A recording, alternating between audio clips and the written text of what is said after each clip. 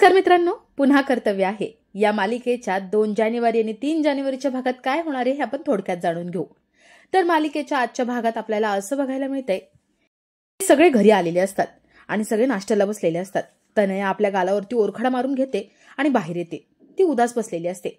जयश्री विचारते, काय काल काय झालं? तनया, तू एवढी उदास का दिसतीयस? तनया म्हणते, आई मला तुम्हाला काही सांगायचं नाहीये। मी तुम्हाला सगळं सांगितलं ना तर घरातली शांतता भंग होईल आणि मला नाहीत करायचे ते। घरात भांडणं नकोयत। जयश्री विचारते, नक्की काय झाले तनया? तनया रडायची नाटकं करते आणि ती म्हणते, आई तुम्ही नव्हतात ना सगळेजण, त्यावेळेस वसुंधरा वहिनींनी माझ्या पार्टीमध्ये एकदम तमाशा केला। माझी पार्टी बर्बाद करून टाकली। माझ्या मैत्रिणींसमोर माझा अपमान केला आणि मी काही बोलायला गेले, थांबवायला गेले तर मलाच त्यांनी कानाखाली मारलं। जयश्री विचारते, वसुंधरा तू हिच्या कानाखाली मारली? वसुंधरा म्हणते, हो आई, मी तिच्या कानाखाली मारली, कारण अहो ती दारू पिऊन घरामध्ये तमाशा करत होती। माधव विचारतो, तनया तू पुन्हा दारू पिलीस? तनया म्हणते, नाही बाबा, शपथ सांगते मी दारू नाही प्यायले। लास्ट टाइम पासून मी दारूला हात सुद्धा लावला नाही। पण माहितीये का, ह्या वसुंधरा वहिनींनी ड्रिंक सर्व केले होते। यांनीच काहीतरी मिसळलं असेल त्याच्यामध्ये आणि म्हणून मला सगळं असं झालं। जयश्री वसुंधरालाच दोष देत असते। ती म्हणते, वसुंधरा अगं आम्ही एका रात्रीसाठी बाहेर काय गेलो, तू हे सगळं करून ठेवलं घरामध्ये? म्हणते, आई मी खरंच सांगते तुम्हाला, मी काही केलेलं नाहीये। जयश्री म्हणते, गप्प बस, तुझी एवढी हिंमत झाली का? तू माझ्या सुनेवरती हात उचललास आणि तुला काहीच वाटलं नाही? वसुंधरा आत्ताच्या आता माफी मागायची तू तनयाची, आत्ताच्या आता माफी माग। वसुंधरा म्हणते, सॉरी आई, मी माफी मागणार नाही। काही झालं ना तरी यामध्ये माझी चूक नाही, मी काही केलेलं नाहीये। तनया म्हणते, बघितलं ना, मला माहिती होतं ही माफी वगैरे काही मागणार नाही। वसुंधरा म्हणते, आई हिच्या कानाखाली मारली कारण ही शुद्धीत नव्हती, नशेमध्ये काही काही बडबडत होती। शुद्धीवर आणण्यासाठी मी हे सगळं केलं। तनया म्हणते, बघितलं ना आई, स्वतःच्या तोंडाने मान्य करते ही की हिने मला कानाखाली मारलं। अहो माझ्या मैत्रिणींसमोर माझा किती अपमान केला, मला खूप वाईट वाटलं होतं। वसुंधरा म्हणते, तनया किती खोटं बोलतेस तू, जरा नीट बोल। तनया म्हणते, मी खोटं बोलते? मी खोटं बोलत नाही। खोटं बोलण्याचा स्वभाव तुझा आहे, माझा नाही। आणि तरी तुमच्या सगळ्यांना वाटत असेल ना मी खोटं बोलते? हा बघा, माझ्या गालावर बघा कसा ओरखडा उठलाय। वसुंधरा म्हणते, अगं मी इतक्या जोरात मारलंच नव्हतं, हे असं ओरखडा वगैरे उठण्या इतकं। तनया म्हणते, अच्छा म्हणजे तू काही मारलंच नाही मला, म्हणजे तुला काय म्हणायचंय, हा ओरखडा अखिलने मारलं म्हणून झालंय का? अगं माझ्या नवऱ्यावरती असे संस्कार नाही झालेले आहेत मारायचे वगैरे। खरं खरं सांग, तू मारलंस का नाही? वसुंधरा नाही नाही म्हणत असते आणि जयश्री तिला खूप ओरडत असते। आकाश आत्तापर्यंत गप्प बसलेला असतो, पण आकाश आता बोलायला लागतो। आकाश म्हणतो, आई माझा वसुंधरावरती पूर्ण विश्वास आहे, त्यांनी असं तसं काहीच केलं नसेल आणि मारलं जरी आहे ना तरी त्यामागे काहीतरी कारण असेल। जयश्री म्हणते, हो तू तुझ्या बायकोची बाजू घेणारच ना, तू कशाला तनयाची बाजू घेशील? पण आकाश, आज वसुंधराने माझ्या सुनेवरती हात उचललाय, हे मी सहन करणार नाही। खूप खुश होऊन जाते। जयश्री आपली बाजू घेतीये आणि वसुंधराला माफी मागायला लावते। हे बघून तिला आनंद होतो। तेवढ्यात तिथे विशाखा येते। विशाखा तनयाला आवाज देते। तनया धावत जाते आणि म्हणते, मॉम आलीस तू? विशाखा तनयाला लांब ढकलून देते आणि जोरात तिच्या कानाखाली मारते। सगळ्यांना धक्का बसतो की विशाखा असं कसं करू शकते। सगळेजण विशाखा जवळ येतात आणि विशाखाला विचारतात, हे काय करतेस तू? विशाखा म्हणते, ए मूर्ख मुली, तुला किती वेळा सांगितलंय त्या मैत्रिणींच्या नादी लागत जाऊ नको, पण नाही, तू काय ऐकतच नाहीये। तनया म्हणते, मॉम ऐकून घे ना। विशाखा म्हणते, आता एकदम गप्प बसायचं। काल काय काय वागली आहेस ना, मला ते सगळं कळलंय। वसुंधराने मला सगळं सांगितलंय आणि त्याचसाठी मी इथे आले। मला तुझ्याकडून ही अपेक्षा नव्हती तू हे करशील। वसुंधराने तरी फक्त एक कानाखाली मारली, मी जर असले असते ना तर 4-5 लगावून दिल्या असत्या। तनया म्हणते, मॉम ऐक ना, तिने काय केलंय ते। विशाखा म्हणते, एकदम शांत बसायचं। तनया तू असं कसं वागू शकतेस ग? मैत्रिणीने दारू पाजली म्हणून तू पिलीस का? अगं हे एवढं, त्या मैत्रिणी कशा तुला माहिती आहेत ना? अगं त्या तुला आधी दारू पाजतात आणि नंतर मजा बघतात।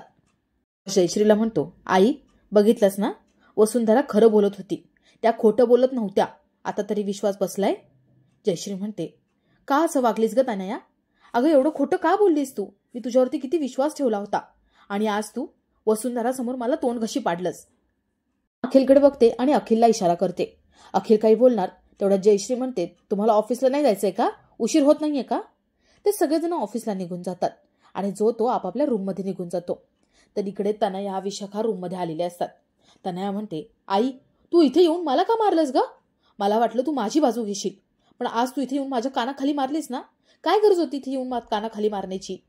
अगं मी घरातल्या सगळ्यांना कन्व्हिन्स केलं होतं, हा ओरखडा दाखवला होता आणि आई तर माझ्या बाजूने झाल्या होत्या.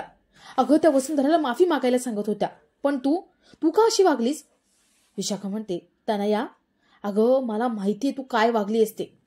तू दारू पिऊन तो तमाशा केलास नाही का, काय काय बडबडत होतीस. तो व्हिडिओ मला वसुंधराने सकाळीच पाठवला आणि तिने मला सांगितलं तुम्ही स्वतः इथे येताय का घरातल्यांना सगळं सांगू, म्हणून माझा नाईलाज होता आणि मला इथे यावं लागलं. तनया म्हणते, या वसुंधराने चांगलं केलेलं नाहीये, फसवलंय आपल्या दोघांना पण तिने. विशाखा म्हणते, हो पण आता जाऊ देत. मला सांग, तू दारू पिऊन तमाशा करायची काय गरज होती? अगं आत्तापर्यंत आपल्या प्लॅननुसार सगळं चाललं होतं ना. अखिल पण कंपनीचा CEO झाला होता ना. मग असं असताना काय गरज होती हे सगळं करायची? अगं तू अशी वागत राहिलीस ना तर सगळ्यांच्या नजरेतून एकदा उतरून जाशील. सगळं वसुंधराच्या हातात जाईल. तुला कळतंय? अगं आत्ता कुठे त्यांचा तुझ्यावर विश्वास बसायला लागलाय. वसुंधरा वाईट आहे हे समजायला लागले, पण तू अशी वागू नकोस. तुझी इमेज जप तू आता. तनया आठवतंय ना, इथपर्यंत पोहोचण्यासाठी मी किती पैसा वाया घालवलाय आणि तू या सगळ्याची वाट लावणार आहेस का? अगं अखिलला जी गाडी दिली आहे ना, त्या सगळ्याचे हफ्ते आपण अजूनही भरतोय. हे सगळं का केलंय? कारण आपल्याला ठाकूरांकडून पैसा यायला हवाय. जर त्यांच्याकडून पैसा येत राहिला ना तर आपण त्यांच्यासाठी अजून काहीतरी करू आणि आपल्या हात भरतील, म्हणून हे सगळं करतोय आपण. आणि तू तू हे सगळं करत राहिलीस ना तर हातातून सगळं निसटून जाईल. शिरतंय का डोक्यात काही? तनया म्हणते, हो मॉम सगळं कळतंय, पण आता पुढे काय करायचंय? विशाखा म्हणते, आता जा जयश्रीकडे, तिच्या पाया पड, माफी माग, सांग मी चुकले म्हणून. तनया म्हणते, मॉम मी हे सगळं करायचंय? विशाखा म्हणते, हो तूच करायचं आहेस, आता आपल्याकडे पर्याय नाहीये. विशाखा तनयाच्या हाताला धरते आणि तिला फरफटत माधवच्या रूममध्ये घेऊन येते. माधव आणि जयश्री वसुंधराबद्दल बोलत असतात. माधव वसुंधरावरती विश्वास ठेवायला सांगत असतो, पण जयश्रीचा विश्वास काही नसतो. तेवढ्यात विशाखा आणि तनया तिथे येतात. माधव बाहेर निघून जातो. तनया जयश्रीच्या पायावर पडते आणि माफी मागत असते. जयश्री विचारते, हे काय करतेस तू तनया? तनया म्हणते, आई माझं चुकलं, मी खूप मोठी चूक केली. अहो हे सगळं झालं ना, मला गिल्ट आलाय, म्हणून मी पाया पडते. मला फक्त तुमची माफी हवी, मला काही नकोय. मी तुम्हाला खरं सांगते, वसुंधरा वहिनी खोटं बोलत होती, हा ओरखडा तिच्यामुळेच आलाय. श्री म्हणते, पण तुझं काय ग, तू पण खोटं बोललीच ना. तनया म्हणते, चुकलं माझं, मला माफ करा. मी यापुढे कधीही खोटं बोलणार नाही, मी खरंच सांगते. परत हे असं कधीच वागणार नाही.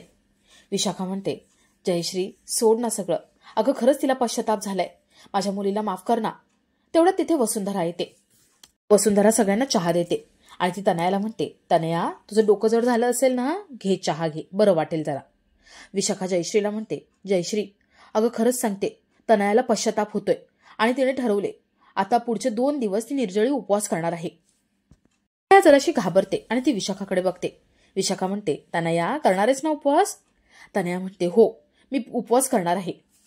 आणि आई एवढंच नाही हा, अहो आपलं हे पवित्र घर अपवित्र झालंय ना.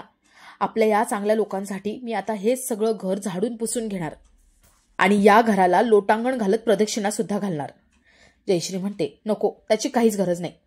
वसुंधरा म्हणते, हो एवढं सगळं करायचं सोपं नाहीये. नको बाई, तुला जमणार नाही, तू विचार वगैरे काहीच करू नको. हे निर्जळी उपवास, घर पुसणं, लोटांगण घालणं हे तुला अजिबात जमणार नाही, ते फार अवघड असतं. जयश्रीला हे टोचतं. जयश्री म्हणते, वसुंधरा तुला काय वाटतंय, तूच घराच्या भल्यासाठी सगळं करू शकते का? पण तिला पश्चाताप होतोय आणि मनापासून होतोय. तनया तू हे सगळं कर, निर्जळी उपवास, घर झाडून पुसून घ्यायचं, लोटांगण घालत प्रदक्षिणा घालायचं, हे सगळं तू करायचंयस. तनया म्हणते, मी करायचंय? वसुंधरा म्हणते, मी म्हटलं होतं ना नाही जमणार तिला. जयश्री म्हणते, नाही जमणार तिला. तनया तू करायचंयस आता.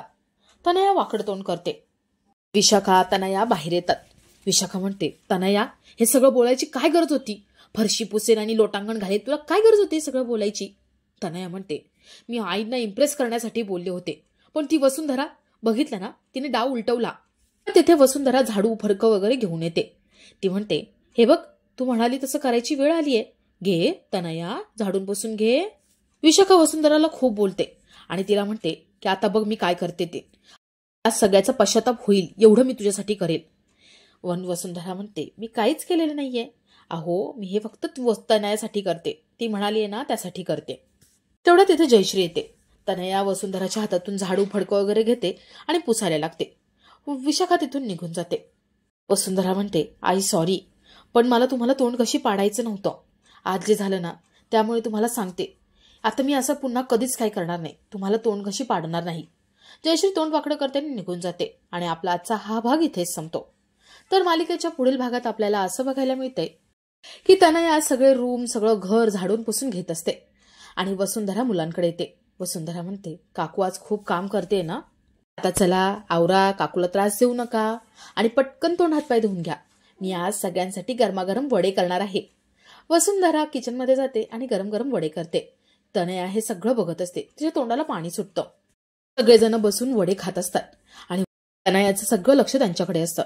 तनया त्या सगळ्यांकडे बघत समोर चाललेली असते. तिच्या हातामध्ये फरशीची बादली असते आणि तेवढ्याच समोरून जयश्री येते.